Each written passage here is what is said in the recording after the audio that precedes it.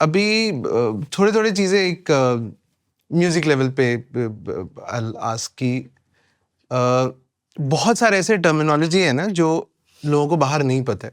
अभी कैसे होता है कि गाना बनता है और गाना बनेगा तो ओके प्रोडक्शन कर लिया और उसके बाद सिंगर ने गा दिया, लिरिक्स हो गए, व्हाटएवर। इन सब में हमारे बहुत सारे हिडन कोड वर्ड्स हैं जो आज बाहर आएंगे। इन सब में सबसे पहला कि जब प्रीतम दा के पास जब मैंने भी ज्वाइन किया था और काम कर रहे थे हम लोग, तो वो उनका फीडबैक बहुत ही अलग होता है लाइफ में।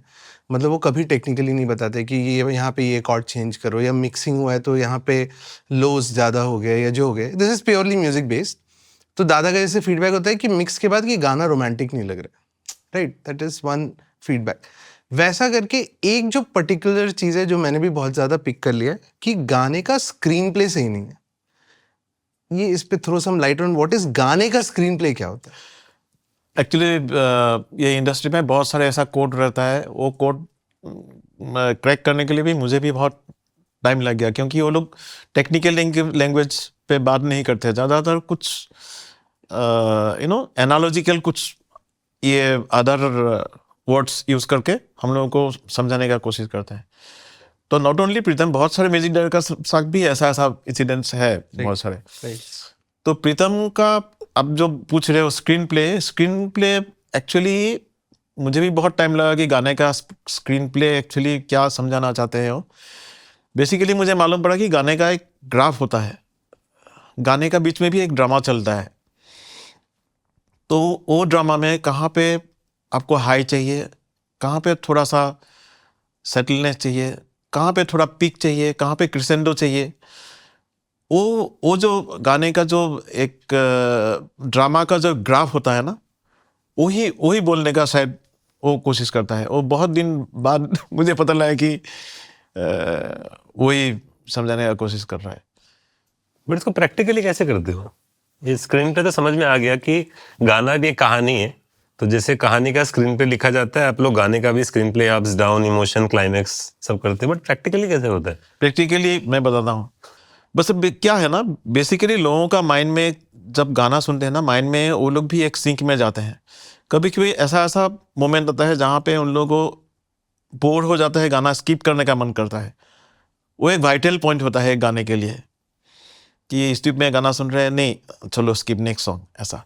तो वो पॉइंट पे हम लोग we have to act, we have to do something तो हाँ, ताकि वो स्किप ना कर पाए।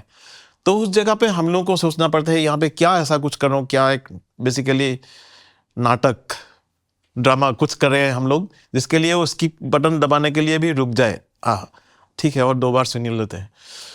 तो वो जो हम लोगों को लिसनर का माइंड का साथ जो सिंक करने का जो एक ये होता है ना, वो बहुत इम्पोर्टेंट होता है। और वो बात एक्चुअली मैंने प्रीतम से ही सीखा, बिकॉज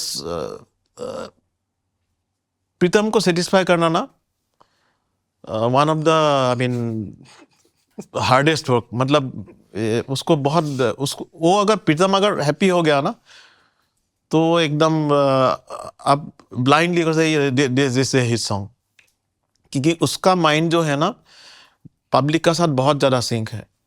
और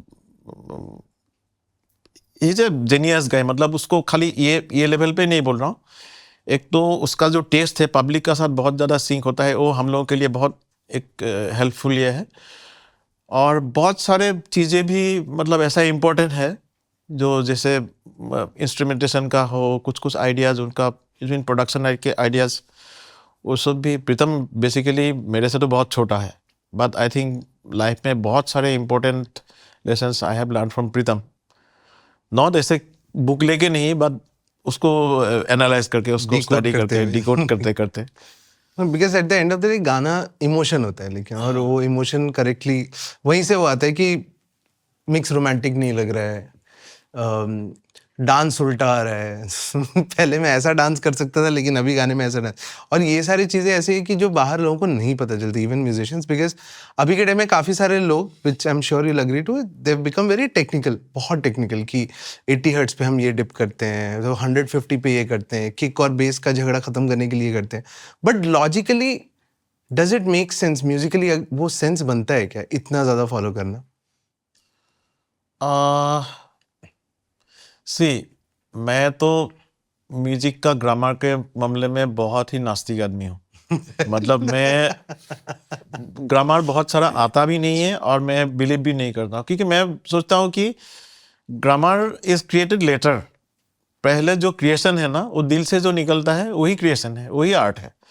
उसको एनालाइज करने के लिए, उसको एनालिसिस, उसको स्टडी करने के लिए बाद में उसका ग्रामर बना। कोई भी लैंग्वेज भी इवन पहले इंग्लिश का ग्रामर बनाया लोगों ने कि हम लोग थर्ड पर्सन प्रेजेंट टेंस में ये लगाएंगे वो लगाएंगे, ऐसा करके उसका बाद लैंग्वेज नहीं बना। पहले बोलते बोलते लैंग्वेज बना, उसका बाद उसका एनालाइज करने के लिए ग्रामर बना। तो म्यूजिक में भी, not only music, any kind of art, तो grammar is to analyse the art and उसका ऊपर नया कुछ करने के लिए वो होता है।